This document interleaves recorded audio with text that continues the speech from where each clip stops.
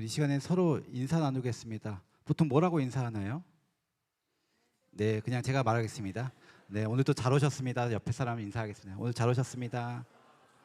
네, 한 가지 더 인사할 텐데 오늘도 은혜 많이 받으세요. 이렇게 인사하겠습니다. 은혜 많이 받으세요. 네, 네, 강사 목사님이 이 시간에 이렇게 요청해 달라는 게 있는데 일본 선교를 위해 뿌려진 복음의 씨앗이 현지 교회와 선교사님들을 통해서 잘 자라는 열매 맺도록 기도해 주시고 또 6월 27일부터 진행되는 온두라스 선교를 위해서도 잘 준비하고 잘 하나님의 사랑 경험하고 잘 섬기고 올 수 있도록 기도해 달라고 요청하셨습니다. 우리 시간에는 다 같이 일어나셔서 봉헌하도록 하겠습니다.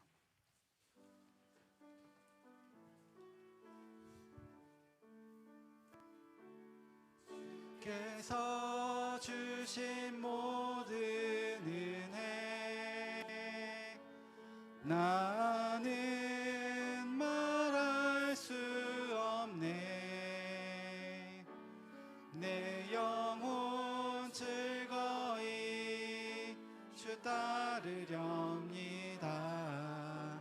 주께 내 삶 드립니다.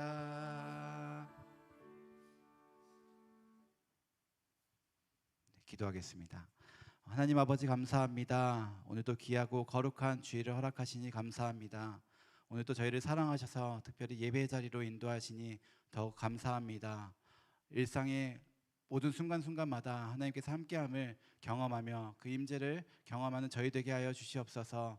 때로는 힘들고 어려운 시간들이 저희에게 다가오지만 그때마다 다시 한번 하나님의 말씀을 기억하며 하나님의 은혜의 경험을 기억하며 그 시간들을 굳건히 꿋꿋이 이겨나갈 수 있는 저희 될 수 있도록 인도하여 주시옵소서. 그리하여 삶의 순간순간이 감사로 채워지는 역사가 있게 하여 주시옵소서. 오늘도 감사의 마음을 담아 주님 앞에 예물을 올려드립니다. 이 예물 기뻐 받아 주시옵고 또 이 예물이 사용되는 곳곳마다 하나님의 영광이 드러나는 역사가 있게 하여 주시옵소서. 모든 영광 주님께 올려드리며 예수님의 이름으로 기도드립니다. 아멘.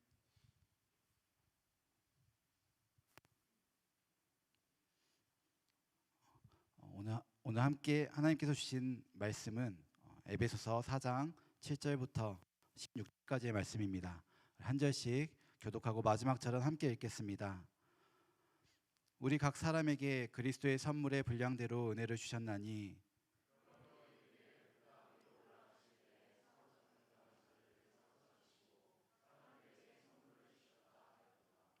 올라가셨다 하였은즉 땅 아래 낮은 곳으로 내리셨던 것이 아니면 무엇이냐.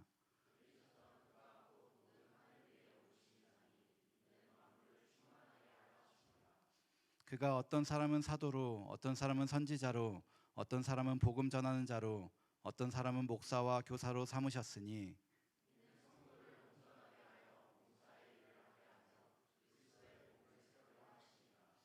우리가 다 하나님의 아들을 믿는 것과 아는 일에 하나가 되어 온전한 사람을 이루어 그리스도의 장성한 분량이 충만한 데까지 이르니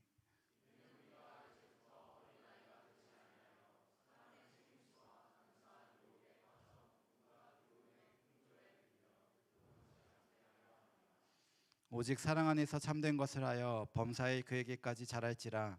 그는 머리니 곧 그리스도라.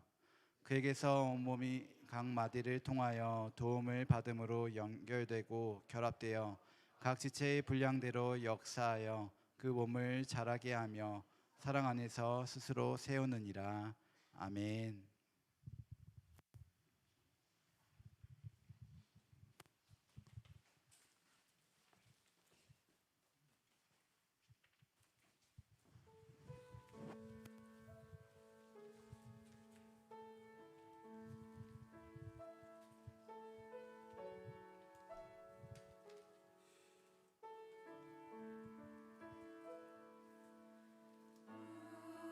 우리 주는 위대하시니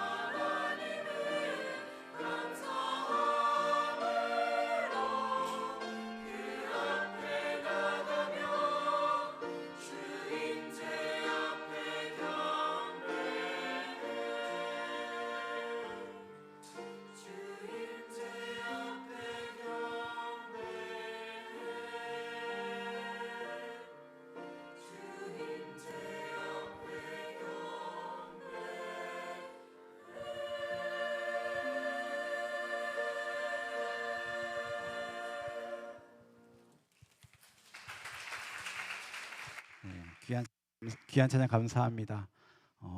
이게 준비는 미리 하신 거잖아요, 그렇죠? 하필 비 준비하시네요, 가지고 오늘 비가 많이 오는 것 같습니다. 네, 말씀 나누도록 하겠습니다. 원래 이게 시작이 아닌데 찬양을 보다가 은혜를 받아가지고 네. 중요한 건 주 임재를 찬양하자는 거죠. 네. 저는 우리 영락교회에서 부목사로 사역하고 있는 강사멜이라고 합니다.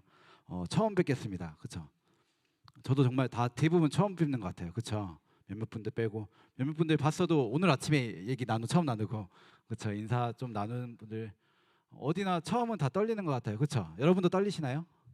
별로 안 떨리실 거예요 아마. 여기 나오시면 좀 다르겠지만 어쨌든 오늘 이 시간이 저에게도 되게 은혜로운 자리인 것 같고 또 강산 목사님 보고 싶은 자리인 것 같기도 하고 또 그리고 여러분과 말씀을 나눌 수 있어서 참 감사한 시간인 것 같습니다. 또 시기가 시기인 만큼 저는 오늘 말씀을 이제 월드컵 얘기로 시작하려고 합니다. 목요일에 다 보셨나요? 경기 보셨나요? 안 보신 분 한번 손 들어보세요. 네, 다 보셨습니다. 보는데 저는 월드컵 하면은 사실 작년에 제가 캐나다에 왔어요. 처음 작년에 왔고 그때 온다고 결정되고 나서 생각한 게 내년에 북중미 월드컵인데 가면 뭐가 좀 다르려나 했는데 월드컵 되니까 똑같은 것 같아요. 그냥 일상이.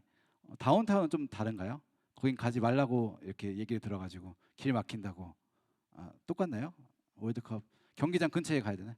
달라요? 달라요. 그래도 안 가볼 거예요 저는. 네. 어쨌든 월드컵인데 TV만 보더라도 되게 이제 매일 월드컵 축구 경기가 나오고 유튜브만 보더라도 계속 나오는 것 같습니다. 솔직히 처음에는 월드컵에 대해서 별로 생각을 안 했습니다. 왜냐하면은 여러 이슈들도 있었고 그냥 한편으로는 당연히 이기면 좋겠지만 또 너무 올라가면은 이게 별로 안 좋은 기분도 같이 드는 월드컵인 것 같습니다. 그래서 목요일 첫 경기 보는데 아내랑 둘이 앉아서 봅니다. 경기 시작 10분 후에 이제 결과 맞추기 내기를 합니다. 흐름을 보고 결과를 이제 정해야 되니까. 저는 이제 너무 흐름이 좋으니까 왜 이렇게 잘하지? 2대0 될 것 같은데라고 얘기를 했습니다. 그런데 좀 보다 보니까 먼저 실점을 하게 되죠. 그렇죠? 저는 이제 그때 이렇게 되면 안 되는데 어떡하지? 근데 결국 2대1로 역전해서 이겼잖아요. 그렇죠? 2대1 두 번째 골 넣을 때 막 도파민이 쫙 이렇게 우리 이제 무조건 이기겠구나. 무조건 16강 가겠구나. 32강 가겠구나. 라는 생각이었습니다. 근데 아내는 이 결정, 이 득점, 이 결과가 2대1로 끝날 거라고 처음에 얘기했었습니다. 그래서 저는 어떻게 이렇게 잘 맞추지? 다행히 뭘 안 걸어서 다행이다라고 생각했던 내기였습니다. 그래서 오늘 이제 설교 오늘 주일 말씀 이제 준비하면서 얘기 나누다가 그럼 멕시코전은 어떻게 될 것 같아 제가 물어봤습니다. 아내가 너무 잘 맞추니까 1대0이라고 합니다. 근데 누가 이긴다고는 말을 안 해줬습니다. 한번 보시고 이렇게 한번 보시면 좋겠습니다. 이 경기 끝나고 나서 당연히 어떤 외신들, 많은 기사들, 또 유튜브 다양한 매체들이 승리에 주목하고 있습니다.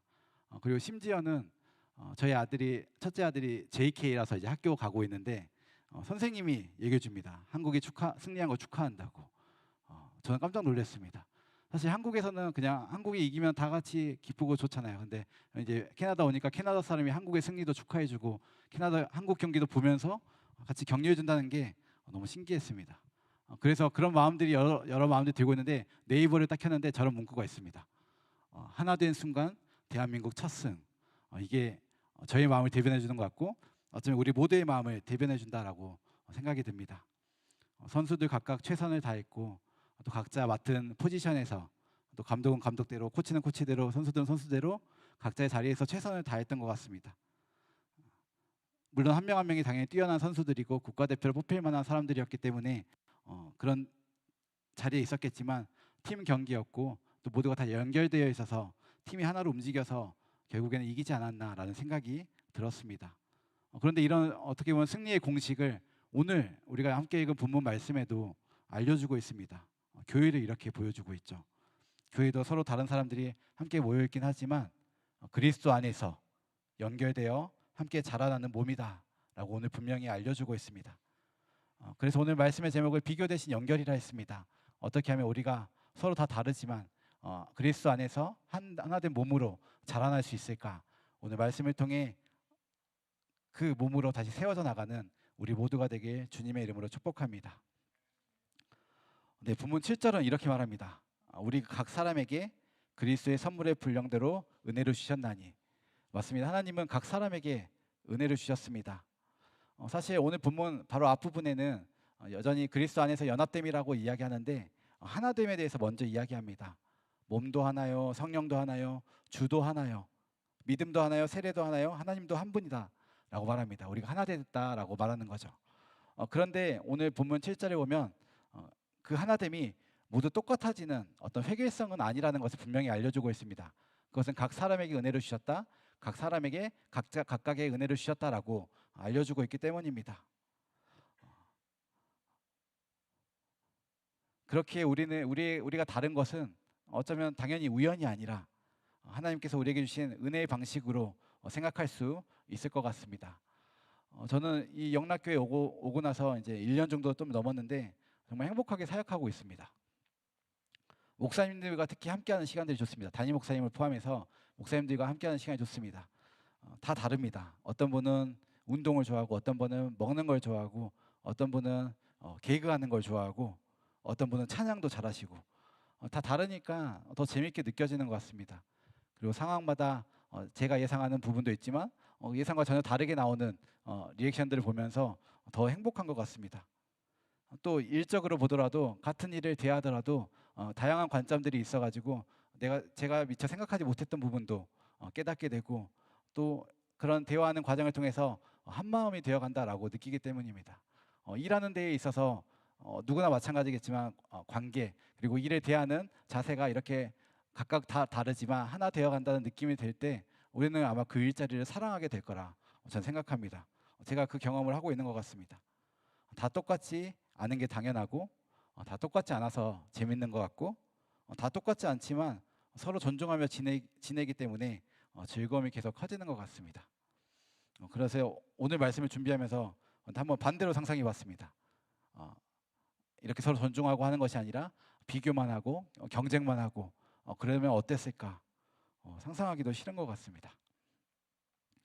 그런데 우리 너무나도 비교하기 쉽잖아요. 그렇죠? 특히 청년의 시기에는 비교할 게 참 많은 것 같습니다. 주제들이 너무 많아요. 학교도 있고 직장도 있고 연애도 있고 외모도 있고 집안 형편도 있고 신앙도 있고 적지 않은 많은 것들이 우리의 비교의 대상이 됩니다.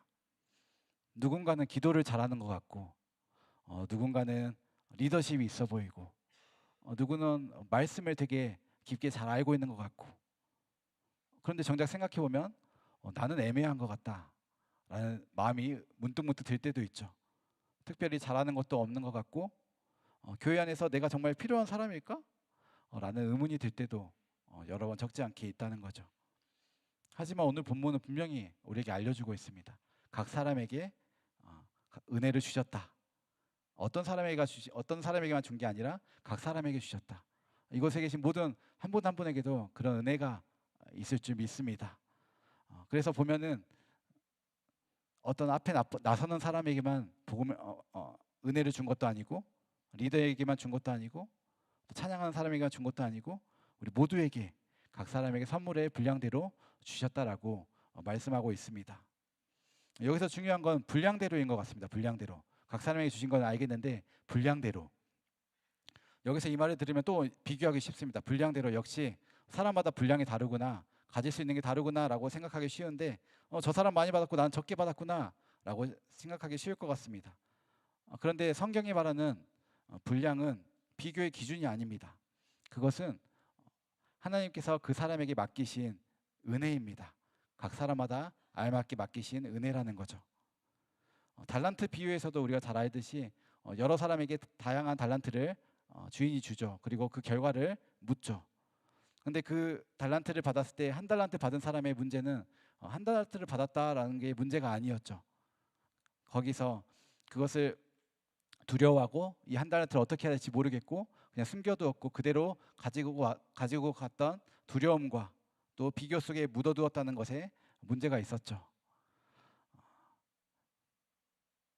그래서 오늘 말씀을 통해서 우리가 생각해 볼 것, 하나님께서 주신 은혜를 작게 여기지 않았으면 좋겠습니다.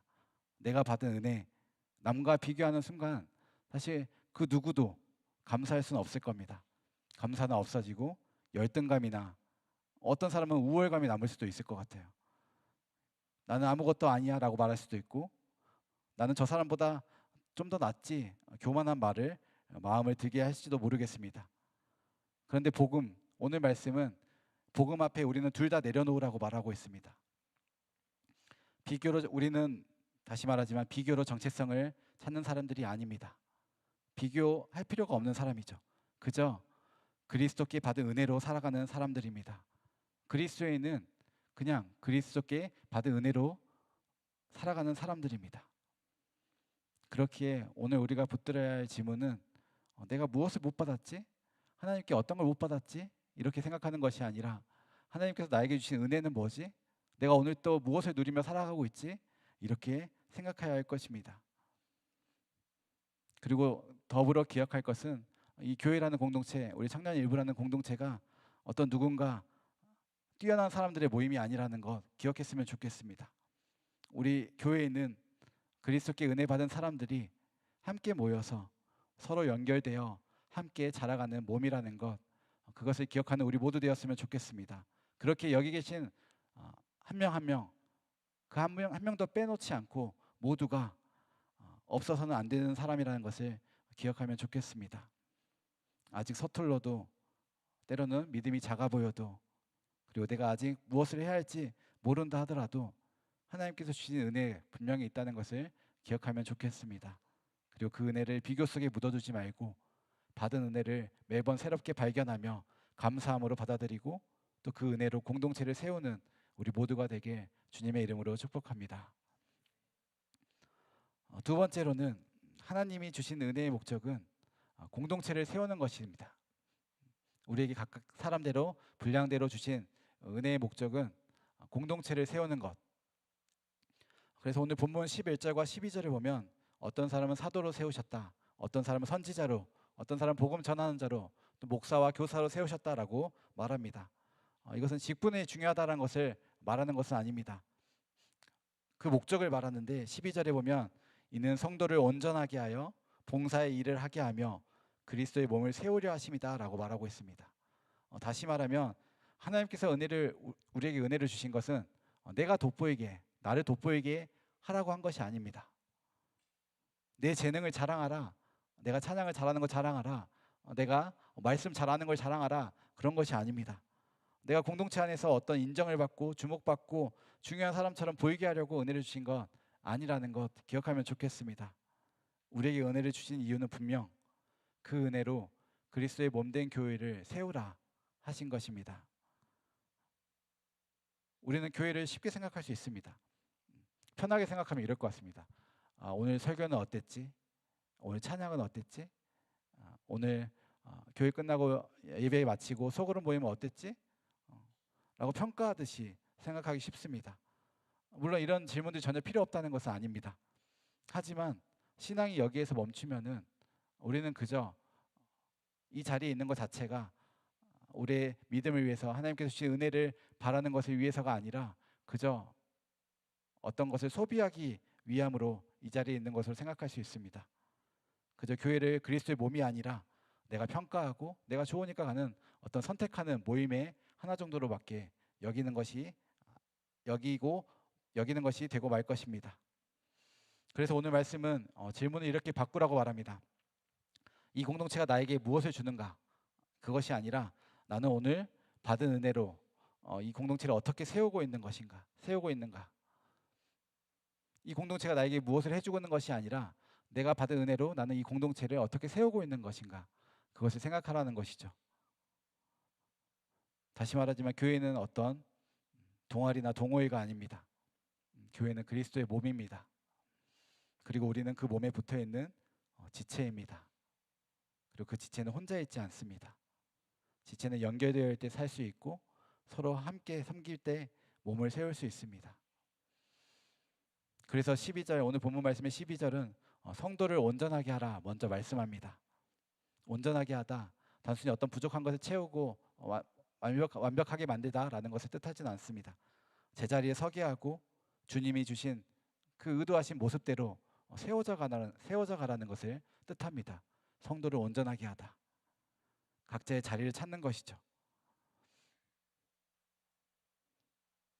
성도가 그리스도 안에서 자기 자리를 찾을 때 건강하게 섬길 수 있게 됩니다. 그래서 사역보다 먼저 중요한 것은 사람입니다. 사람. 내가 무슨 일을 맡았느냐, 내가 어떤 역할을 감당하느냐, 그것이 중요한 게 아니라 내가 그리스도 안에서 잘 자라나고 있느냐, 이것을 먼저 생각해 보면 좋겠습니다. 물론 자리가 사람을 만들기도 합니다. 자리가 그만한 믿음을 키워주기도 합니다. 하지만 그와 동시에 우리는 항상 스스로 생각해 보면 좋겠습니다. 나의 믿음이 정말 이 공동체 안에서, 이 그리스도 안에서 잘 자라고 있는가, 그것을 먼저 생각해 보면 좋겠습니다. 그렇게 생각하고 성장해 나갈 때 우리의 모습은 온전해져 갈 줄로 믿습니다. 그리고 이어서 봉사의 일을 감당하게 하라, 봉사의 일을 하게 하라 라고 말합니다. 근데 여기서 봉사는 우리가 착각하는 게 있죠. 봉사는 몇몇 사람들만 하는 것이다 라고 생각하기 쉽죠. 봉사는 봉사에 어떤 마음이 있거나 능력 있는, 시간이 있는 사람들만 하는 것이다 라고 생각하기 쉽습니다. 그런데 꼭 드러나는 것만이 봉사가 아니고, 또 물론 보이지 않는 곳에서 하는 것만도 봉사가 아닌 것은 봉사는 누구나 할 수 있다라는 것입니다. 누군가를 반겨줄 수도 있고, 누군가를 위해 기도해 줄 수도 있고, 꼭 어떤 말을 하지 않더라도 누군가를 위해 옆에 앉아줄 수도 있고, 또 소그룹에서 어떤 친구가 하는 진지한 얘기를 똑같이 진지하게 들어주는 것만으로도 우리는 섬김이라 말할 수 있고 봉사라 말할 수 있습니다. 이 공동체도 마찬가지일 것 같습니다. 저는 정말 여기 처음 와봤고 항상 강사 목사님이 얘기해 주는 것 또는 간접적으로 보고 듣는 것만 경험했는데, 이 공동체 자체가 세워지기 위해서는 정말 보이지 않는 섬김과 봉사가 많이 있다는 것을 생각하게 됩니다. 그렇게 함께하는 공동체 한 명 한 명 모두가 그런 마음으로 같이 했으면 좋겠습니다. 나는 아직 준비 안 됐어, 나는 별로 할 수 있는 게 없어 라고 생각하기보다는 하나님은 나에게 이런 은혜도 주셨지, 내가 할 수 있는 건 무엇일까, 내가 이 공동체 안에서 함께 할 수 있는 건 무엇일까, 내가 이 공동체 안에서 세울 수 있는 건 무엇일까 라는 고민을 함께 해나가면 좋겠습니다. 그리고 그 은혜 내 안에서만 멈추는 것이 아니라 다른 사람들과 함께 공유하면서 다른 이들을, 또 우리 공동체를 세우며 나가는 그런 우리 모두가 되었으면 좋겠습니다. 그래서 우리에게 필요한 질문은 이것인 것 같습니다. 나는 이 공동체를 소비하고 있는가, 아니면 세우고 있는가? 나는 사람들의 관심을 기다리고만 있는 건 아닌가, 아니면 누군가에게 먼저 다가가고 있는가?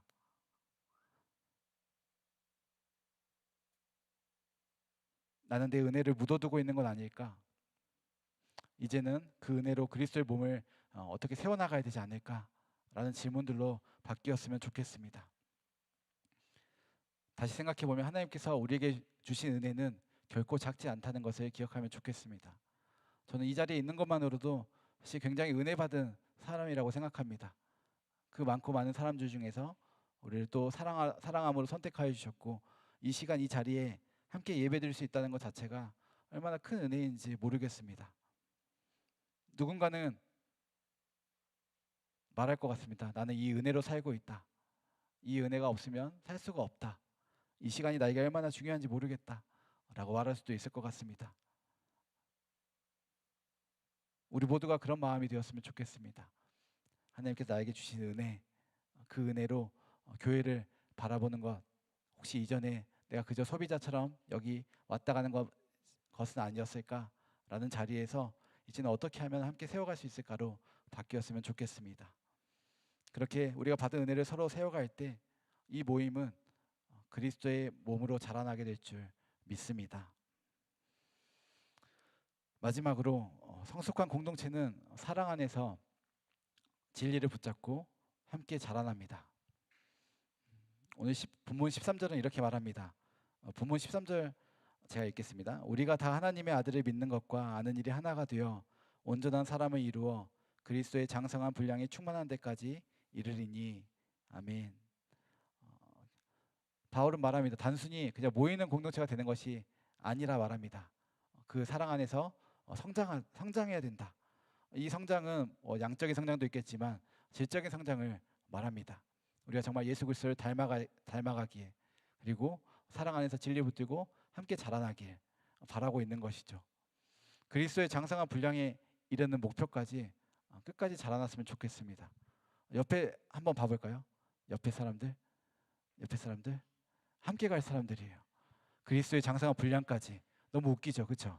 얘랑 같이 간다고. 하지만 분명히 말합니다. 함께 갈 사람들이에요. 분명히 말하지만 함께 갈 사람들이에요. 사실 오늘 아침에 여기 이 자리에서 주빌리 모임을 했어요. 주빌리 주일 모임이라고. 주빌리가 어떤 분들이냐면 66세부터 75세까지 해당되는 분들이에요. 보통 은퇴하시고 아직 은퇴 안 하신 분들도 계시겠지만 그분들이 오늘 여기 한 100여 분 넘게 모이셨어요. 제가 다시 말할 수 있지만 그리스도 장사가 불량한 때까지 우리는 함께 갈 사람들이라는 거. 네. 주빌리가 될 때까지, 은퇴할 때까지, 이 세상 죽을 때까지 함께 가야 될 사람들이라는 것을 기억했으면 좋겠습니다. 청년 시기는 계속 자라는 시기 같습니다. 고민도 잘하고, 네, 관계도 잘하고, 생각도 잘하고, 또 신앙도 잘해야 되는 시기인 것 같습니다. 근데 중요한 거 우리가 무엇을 향해 자라고 있는가? 세상은 말해요. 그냥 성공한 사람이 되라. 누구보다 뛰어난 사람이 되라. 더 유능한 사람이 되라. 매력적인 사람이 되라. 더 영향력 있는 사람이 되라. 라고 말합니다. 그런데 오늘 본문은 그것보다 훨씬 더 근본적인 성공을 이야기하는 것 같습니다. 그리스도이기까지 장성한 분량에 이르기까지 자라라. 그 목표를 가지고 자라라라고 말하고 있습니다. 정말 우리가 그리스도를 닮은 사람 되었으면 좋겠습니다. 예수님 닮은 사람 되었으면 좋겠습니다. 이 성숙의 기준은 세상에 성공한 사람이 아니라 그리스도가 되었으면 좋겠습니다. 예수님이 우리의 삶의 기준이 되었으면 좋겠습니다. 그러면 그리스도께 자라간다는 거 어떤 걸 말할까요? 흔들려도 다시 말씀 안으로, 말씀 앞으로 오는 것입니다. 세상에 여러 풍조들이 있고 여러 유혹들이 있고 우리를 흔들려 하는 속임수와 간사한 유혹들이 있지만 그럼에도 우리는 흔들린다 할지라도 다시 한번 말씀으로 돌아가야 합니다. 우리에겐 정말 많은 이야기들이 주변에 있는 것 같습니다. SNS 열면 정말 다양한 이야기들이 많죠. 물론 알고리즘에 따라서 가긴 하겠지만 네 마음이 원하는 대로 살아라. 불편한 관계는 끊어내라. 뭐 인정받아야 가치 있는 사람이다. 다양한 가치관들이 여러 모양으로 우리에게 다가오곤 합니다. 그리고 이런 말들이 우리 마음속에 정말 자리 잡고 우리 삶의 가치관으로 살아가게 만듭니다. 그런데 바울은 분명히 말하고 있습니다. 성숙한 성도는, 성숙한 그리스도인은 이런 풍조에 밀려 요동하지 않는다라고 말합니다. 성숙은 아무 흔들림이 없는 상태를 뜻하진 않습니다. 흔들려도 다시 한번 말씀 앞으로 나아가는 모습을 말합니다. 넘어져도 다시 말씀 앞에 서는 것입니다. 그리고 사람에게 상처받는다 할지라도 끝까지 공동체를 포기하지 않고 감정이 요동친다 할지라도 복음의 기준을 끝까지 붙드는 자를 뜻합니다. 그리고 이어서 바울은 성숙한 공동체의 모습을 15절에서 이렇게 말합니다. 오직 사랑 안에서 참된 것을 하여 범사에 그에게까지 자랄지라. 오직 사랑 안에서 참된 것을 하여 범사에 그에게까지 자랄지라. 진리를 말하고 진리대로 살아가는 거죠. 여러분 진리가 뭔가요? 진리가 뭔가요? 우리에게 진리는 하나님 말씀이라고 우리 말할 수 있을 것 같습니다. 하나님 말씀대로 살아가는 것, 하나님을 삶의 기준으로 여기고 살아가는 것. 여기 오늘 본문대로 하면은 그리스도의 장성한 분량까지 이르도록 살아가는 것, 예수님 닮은 삶을 살아가는 것, 그게 진리가 될 것입니다. 그런데 중요한 것은 사랑 안에서 진리대로 살아가라 말합니다. 진리만 말한다고 성숙한 것이 아니라는 거죠.